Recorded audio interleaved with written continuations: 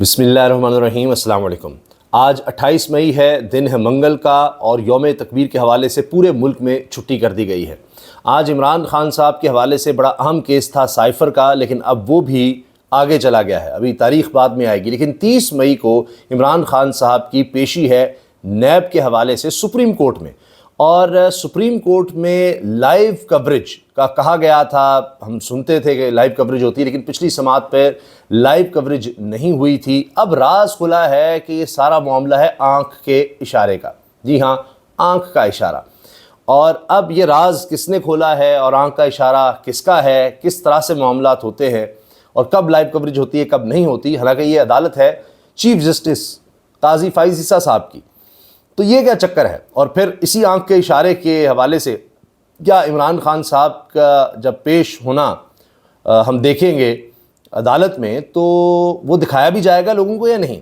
اور video link کے ذریعے ہم نے دیکھا تھا، پیشی تو ہوئی مگر دکھائی نہیں گئی، وہ تو ایک تصویر یا ویڈیو چند سیکنڈ کی آ گئی اور پھر بھی تھرلی مچ گئی۔ اس کے ساتھ ساتھ آڈیو ہی نہیں تھی عمران خان صاحب کی، تو اس دفعہ آڈیو آئے گی یا نہیں آئے گی، ویڈیو آئے گی یا نہیں آئے گی، یہ بھی بڑا سوال ہے۔ لیکن آنکھ کے اشارے کے بارے میں کون کہہ رہا ہے کس کی آنکھ کا اشارہ ہوگا، اس کی ہم بات کریں گے۔ اس کے علاوہ جناب عمران خان صاحب کو آخری آفر کی کہانی بھی سامنے آ گئی ہے، اس کا بھی تذکرہ ہوگا۔ اور اس کے ساتھ اس وقت موجودہ حالات میں دہشت گردی کے خلاف جو آپریشن ہے اس کی تازہ ترین صورتحال اس وقت کیا ہے، اس سب پر ہم بات کریں گے۔ پہلی چیز جناب، شاندانہ گلزار صاحبہ رکن قومی اسمبلی ہیں۔ یہ وہی شاندانہ گلزار ہیں جنہوں نے سب سے پہلے شاید یا سب سے پہلے لوگوں میں یہ بات کی تھی کہ جی ہمیں مختلف ایمبیسیز میں بلایا گیا اور سوالات پوچھتے رہے، یعنی یہ کہ جی عمران خان صاحب کے حوالے سے دیکھ رہے تھے کہ کون عمران خان کو چھوڑ سکتا ہے، کیا ہو سکتا ہے۔ یہ رجیم چینج سے پہلے کی بات ہے۔ اور شاندانہ صاحبہ نے یہ بھی کہا کہ جی ہم سے بلاول کے بارے میں پوچھتے رہے کہ اچھا اس کا کیا ہے مستقبل کس طرح سے، یعنی جیسے دیکھ رہے ہوں، مائنڈ چیک کر رہے ہوں کہ یہ اس طرف جائیں گے نہیں جائیں گے، عمران خان کو چھوڑیں گے نہیں چھوڑیں گے، اس طرح سے کیا۔ تو یہ سب کچھ ہوتا رہا۔ تو اب شاندانہ گلزار صاحبہ نے حامد میر صاحب کے پروگرام میں یہ کہا ہے کہ عمران خان صاحب کو جو آخری آفر ہوئی وہ تھی کہ آپ لندن چلے جائیں، برطانیہ چلے جائیں، یعنی اس کا مطلب ہے کہ ان کو کافی زیادہ آزادی کی آفر تھی۔ پہلے اس طرح کی باتیں آئی تھیں اور یہ صحافی بتاتے ہیں کوششیں بھی ہوئی تھیں، یہ شروع میں عمران خان کی گرفتاری سے پہلے ان کے زمان پارک میں گھر جا کر، لاہور والے گھر میں جا کر، اس میں بہت سے لوگ گئے، تو جا کر اشاروں میں بات ہوئی کہ آپ بیرون ملک چلے جائیں، لیکن بات ہوتی تھی کہ سعودی عرب جائیں گے، یو اے ای جائیں گے، اس طرح کی بات تھی کہ جی سعودی عرب جائیں گے تو کم از کم میڈیا سے انٹریکشن نہیں ہوگا، اس طرح گھوم پھر نہیں سکیں گے، کیونکہ برطانیہ میں ان کو روکا نہیں جا سکے گا، برطانیہ میں جا کے ہو سکتا ہے وہ زیادہ خطرناک ہو جائیں، وہاں پر جائیں گے تو وہ شاید اور ملکوں میں بھی جا سکیں گے، پاکستان نہیں آئیں گے لیکن امریکہ پوری دنیا گھوم سکیں گے اور وہاں پر پھر لیڈ کر سکیں گے اوورسیز پاکستانیز کو، پھر وہاں پر بیانات بھی دے سکیں گے، پھر سہولت اپنے بچوں سے مل سکیں گے۔ کہ کتنا مشکل ہے ان کے لیے پچھلے کئی سالوں میں ان سے ملاقات کرنا اور یعنی ان کے ساتھ وقت گزارنا، اور ان کی ایک بڑی خواہش ہے، وہ خود کہتے ہیں کہ اگر کوئی کسک ہے، کوئی کمی ہے تو یہ ہے کہ میں بچوں کے ساتھ وقت نہیں گزار سکتا یا نہیں گزار سکا، تو وہ سب موقع ان کو مل سکتے تھے۔ لیکن شاندانہ گلزار صاحبہ کہتی ہیں کہ عمران خان میں بہت کمزوریاں ہو سکتی ہیں، لیکن یہ ان کی کمزوری نہیں ہے کہ وہ اپنی قوم کو، اپنے لوگوں کو، ووٹرز کو دھوکہ دے دیں، یعنی اس طرح سے ڈیل کر کے وہ نکل جائیں۔ تو یہ انہوں نے کہا ہے کہ جی آخری آفر عمران خان کو یہ تھی کہ وہ برطانیہ چلے جائیں، تو ان کو ظاہر طیارہ شیارہ بھی مل جائے گا، سارا کچھ سہولتیں مل جائیں گی۔ وہ اگر شریف خاندان کو ان کے سامان سمیت اور ان کے ملازمین سمیت پورا جہاز جو ہے وہ سعودی عرب جا سکتا ہے، تو عمران خان کا کیا مسئلہ ہے؟ تو یہ چیز پہلے بھی سامنے آئی تھی اور اب شاندانہ صاحبہ نے بھی حامد میر صاحب کے شو میں اس کا ذکر کیا ہے۔ اب آ جائیے جناب آنکھ کے اشارے کی طرف۔ مطیع اللہ جان صاحب اور اسناد ملک سینئر ترین صحافی ہیں، یہ قاضی فائز عیسیٰ صاحب کی سپورٹ بھی کرتے رہے، بہت سپورٹ کرتے رہے۔ اب بالکل اور طرح کے خیالات کا اظہار کرتے ہیں کہ جی قاضی فائز عیسیٰ صاحب جو کہتے تھے تو سب اس سے الٹ کر رہے ہیں جب چیف جسٹس بن گئے ہیں، اور یہی باتیں وکلاء میں کی جاتی ہیں۔ ان کے جو سپورٹرز ہیں، آپ دیکھیے کہ ابھی پریس ریلیز باقاعدہ آئی ہے اور وہ وکلاء شامل ہیں جو سب سے زیادہ سپورٹ کرتے تھے جب ریفرنس بھی آیا تھا قاضی فائز عیسیٰ صاحب کے خلاف، اور آج تک وہ سارا معاملہ تو نہیں سامنے آیا، وہ کسی اور وجہ سے ریفرنس ہی ختم ہو گیا۔ سپریم جوڈیشل کونسل میں جو جا رہا تھا کہ جی اپنی اہلیہ اور بچوں کی جو پراپرٹیز ہیں، جائیدادیں ہیں، ان کا وہ کوئی حساب کتاب نہیں دے پا رہے۔ خیر کہ کس طرح سے بنائیں کیا ہوا۔ اب جناب قاضی صاحب کی آنکھ کا اشارہ ہوتا ہے اور اس کے مطابق چلتا ہے معاملہ کہ جی لائیو سٹریم کرنی ہے نہیں کرنی، یہ سارا جو ویڈیو کا ہے کیس، تو پہلے خود وہ کہتے تھے دباؤ میں نہیں لینا یا یہ جی لائیو ہونی چاہیے، لوگوں کے سامنے آنا چاہیے، اب خود بھی اس کے خلاف چل رہے ہیں۔ مطیع اللہ جان صاحب نے عامر سعید عباسی بہت زبردست رپورٹر ہیں، ان کے ساتھ یہ بات کی اور حسنات ملک صاحب دونوں نے یہ سوالوں کے جواب دیا عامر سعید عباسی کو۔ تو اس میں مطیع اللہ جان صاحب یہ کہتے ہیں کہ یہ کیسز کے بارے میں کہا جاتا ہے بڑے کمزور ہیں، اور جب پھر لائیو کوریج ہوگی، لوگ دیکھیں گے، ٹکرز وغیرہ چلیں گے چینلز پر، سب بتایا جائے گا یہ سوال جواب ہے، تو پھر یہ ہوگا کہ عمران خان صاحب کی جیت ہے اور پتہ لگے گا کتنے کمزور ہیں۔ اس لیے پیمران پہ پابندی لگاتی ہے کہ جی یہ کمنٹس آپ شیئر نہ کریں، ریمارکس شیئر نہ کریں، اور اس کے ساتھ ساتھ یہ بھی کہ یہ کیس کمزور نہیں، یہ حکومت کا بیانیہ کمزور ہے کہ وہ فارغ ہو چکی ہے حکومت کہ عمران خان کے خلاف کیسز بنائے، یہ کیا وہ کیا، وہ خود اس وقت کمزور ہو چکی ہے حکومت۔ اور اسی طرح حسنات ملک صاحب کہتے ہیں کہ اس وقت پیمرا جیسے ادارے پر پریشر ہے، اسٹیبلشمنٹ اور مقتدرہ کا اور عدلیہ کا، تو دونوں طاقتور ادارے ہیں۔ اب عدلیہ تو پیچھے نہیں ہٹے گی، تو شاید بہتر یہ ہوگا کہ جی تحریک انصاف سے معاملہ طے کر لیے جائے، ورنہ عدلیہ سے ریلیف مل جائے گا تو وہ معاملہ ہی خراب ہے۔ تو اب دیکھنا یہ ہے کہ کیا ہوتا ہے، اور جس طرح حسنات ملک صاحب اس بارے میں بات کر رہے ہیں اور وہ کہہ رہے ہیں کہ جناب پریشر تو ہے، تو اب یہ چیزیں سامنے آ رہی ہیں، اور وہ کہتے ہیں جی مقتدر حلقوں کو بھی دیکھنا ہوگا، ہم ڈیل نہیں کریں گے اور سیدھا عدلیہ ہی ریلیف دے دے گی، تو بہتر ہے ہم پہلے خود ہی بات کر لیں۔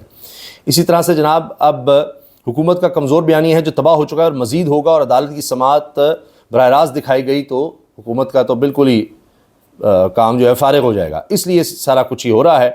اور یہ وہی چیف جسٹس ہیں جو فخر سے کہتے تھے کہ میں نے اپنے اختیارات چھوڑے ہیں بینچ بنانے کے، اب وہ ڈبل مائنڈڈ ہو رہے ہیں۔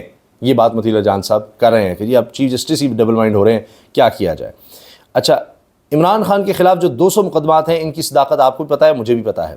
ہمیں اب پتہ چلا ہے کہ عمران خان کو جو آخری ڈیل آفر ہوئی وہ ہے کہ ملک چھوڑ جائیں۔ یہ شاندانہ صاحبہ نے جیو پر ہم میر صاحب کے پروگرام میں بات کی ہے، لیکن عمران خان مان نہیں رہے۔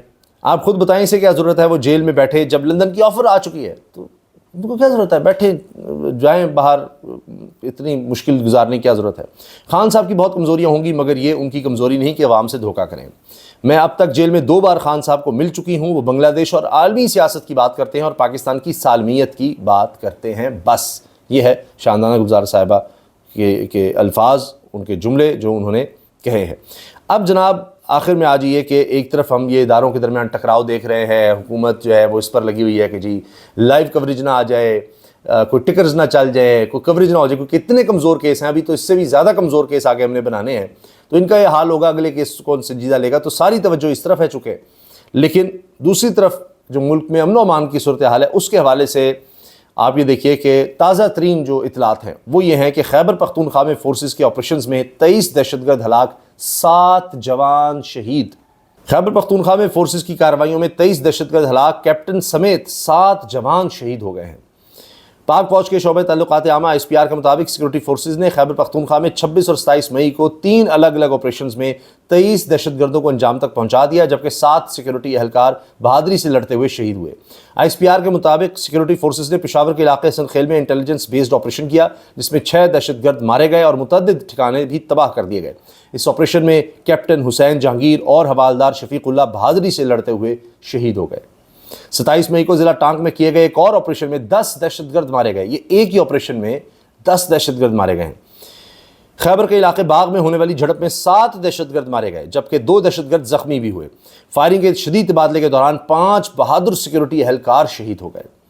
شہداء میں کوہوٹا کے 32 سالہ نائک محمد اشفاق بٹ، ضلع پونچھ کے 30 سالہ لانس نائک سعید دانش افکار، لیا کے 32 سالہ سپاہی تیمور ملک، باغ کے 22 سالہ سپاہی نادر صغیر اور خوشاب کے 23 سالہ سپاہی محمد یاسین شامل ہیں۔